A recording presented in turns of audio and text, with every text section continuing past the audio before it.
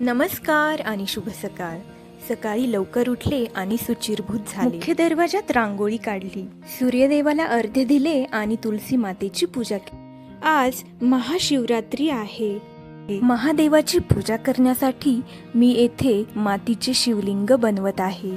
शिवलिंगावर अभिषेक करण्यासाठी शुद्ध जल, दूध, दही, तूप, हळदी, कुंकू, अक्षदा, धूप, दीप, बेलाची पाने, फुले आणि कापसाची वस्त्रे घ्यावी. पूजेला सुरुवात करण्या अगोदर स्वतःला हळदी कुंकू लावून घ्यावे आणि संकल्प करून अभिषेक करण्यासाठी घेतली जाणारी सर्व जिन्नस शिवलिंगावर एक एक वाहावी.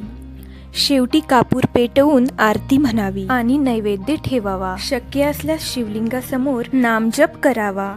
शिवलिंगावर वाहिले गेलेले बिल्वपत्र प्रसाद म्हणून ग्रहण करावे आणि शेवटी शिवलिंगाचे शुद्ध पाण्यात विसर्जन करावे.